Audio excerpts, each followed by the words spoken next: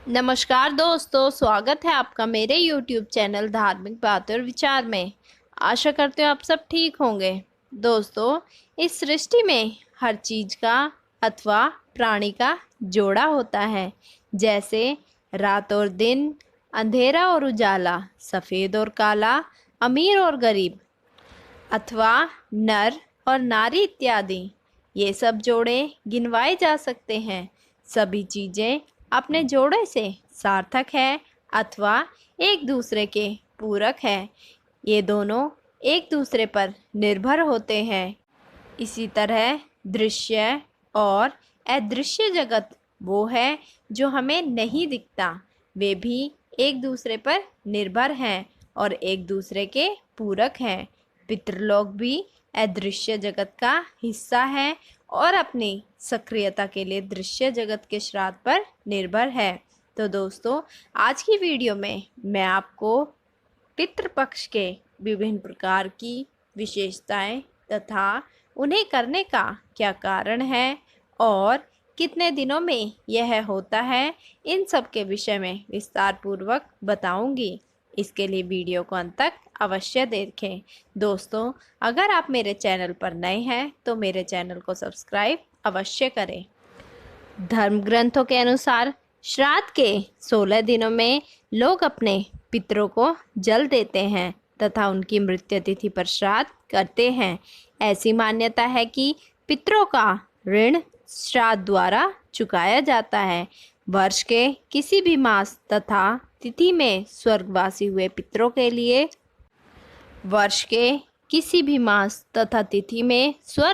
हुए पितरों के लिए पितृपक्ष की उसी तिथि को श्राद्ध किया जाता है।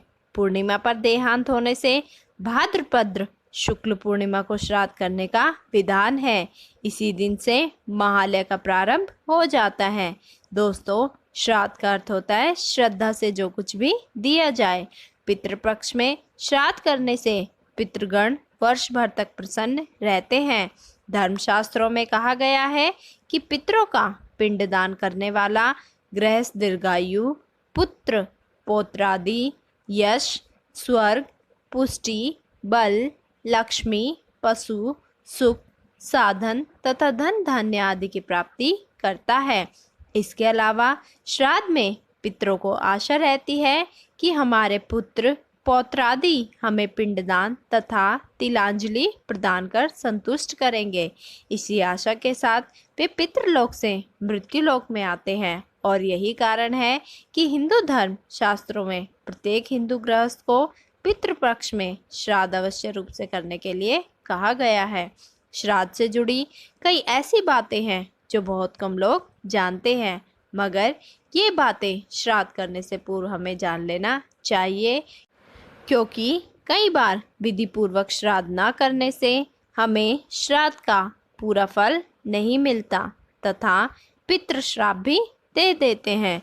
दोस्तों, श्राद्ध या पिंडदान कितने प्रकार के होते हैं, श्राद्ध या पिंडदान हमें क्यों करना चाहिए, यह सब हमें जानना चाहिए, क्योंकि यदि हमें इन सब बातों का पता चलेगा तो हम अपने पितरों का श्राद्ध भली भांति कर पाएंगे। पितरों की संतुष्टि के उद्देश्य से श्रद्धा पूर्वक किए जाने वाले तर्पण, ब्राह्मण, भोजन, दान आदि कर्मों को श्राद्ध कहा जाता है।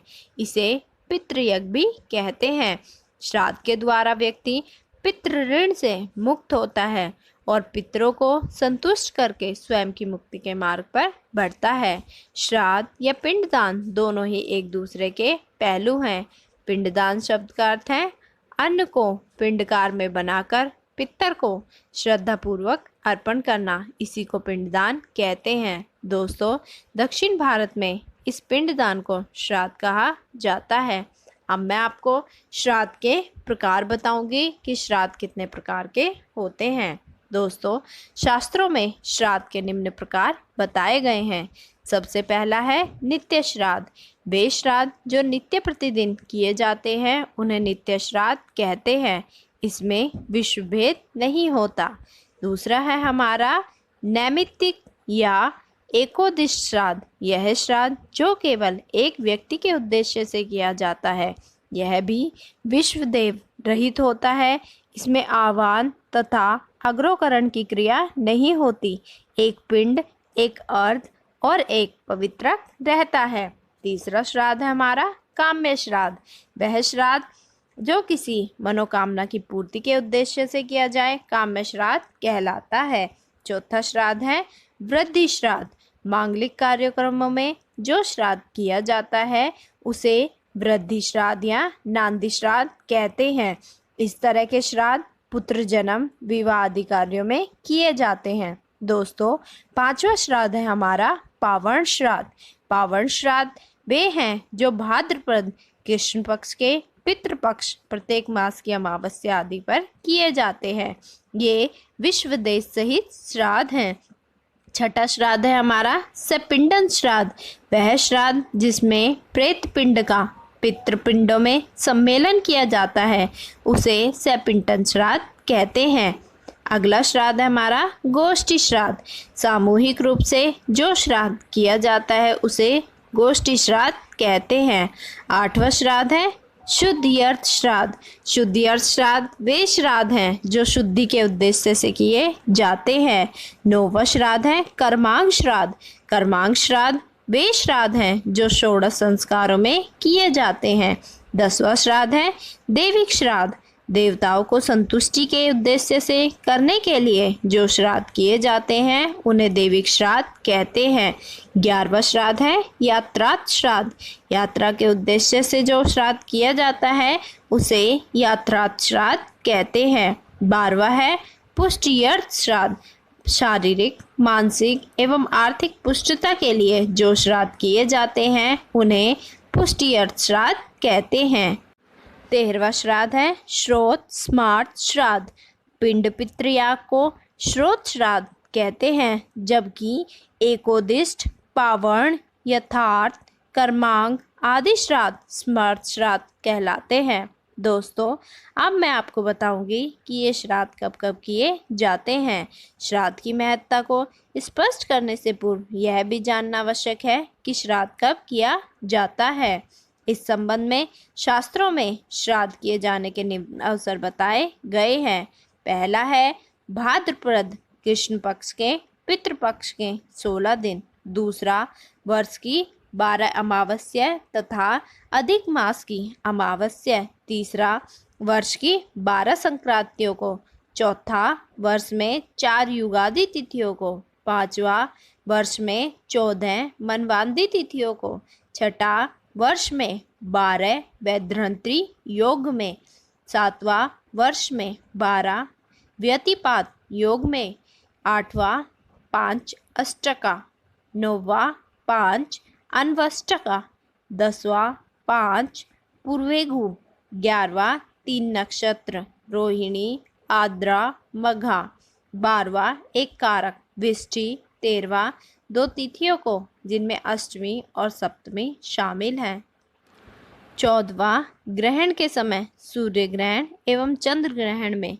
15वां मृत्यु या क्षय तिथि में। इन सब में हम श्राद्ध कर सकते हैं। दोस्तों, अब मैं आपको बताऊंगी कि हमें श्राद्ध की आवश्यकता क्यों पड़ती है। श्राद्ध कर्म क्यों आवश्यक है, इस संबंध में निम्नलिखित तर्क दिए जा सकते हैं। पहला, श्राद्ध पितृ ऋण से मुक्ति का माध्यम है। दूसरा, श्राद्ध पितरों की संतुष्टि के लिए आवश्यक है। तीसरा, महर्षि सुमंतु के अनुसार श्राद्ध करने से श्राद्धकर्ता का कल्याण होता है। चौथा, मार्कंडेय पुराण के अनुसार श्राद्ध से संतुष्ट होकर पितर श्राद्धकर्ता को दीर्घायु, संतति, धन, विद्या सभी सुखों के प्रकार प्रदान करते हैं तथा मरणोपरांत स्वर्ग एवं मोक्ष की प्राप्ति होती है। पांचवा, अत्रि संहिता के अनुसार श्राद्धकर्ता परम गति को प्राप्त होता है। छठा, कि यदि श्राद्ध नहीं किया जाता तो पितर श्राद्ध करने वाले व्यक्ति को शाप दे देते हैं और उसका रक्त चूसते हैं। शाप के कारण वह वंशहीन हो जाता है, अर्थात वह पुत्र रहित हो जाता है। उसे जीवन भर कष्ट झेलना पड़ता है तथा घर में बीमारियां बनी रहती हैं। तो दोस्तों, हमें हमेशा श्राद्ध कर्म शास्त्र विधि से तथा शुभ समय में ही करना चाहिए। अगर हम इस प्रकार श्राद्ध करते हैं तो हमारे देवी देवताओं व पितरों का आशीर्वाद हम पर बना रहता है। आशा करती हूँ आपको मेरी वीडियो पसंद आई होगी। दोस्तों, अगर आपको मेरी वीडियो पसंद आई हो तो इसे लाइक करें, शेयर करें, मेरे चैनल को सब्सक्राइब करें और हाँ, न्यू नोटिफिकेशन के लिए बेल आइकन को दबाना ना भूलें। Thanks for watching.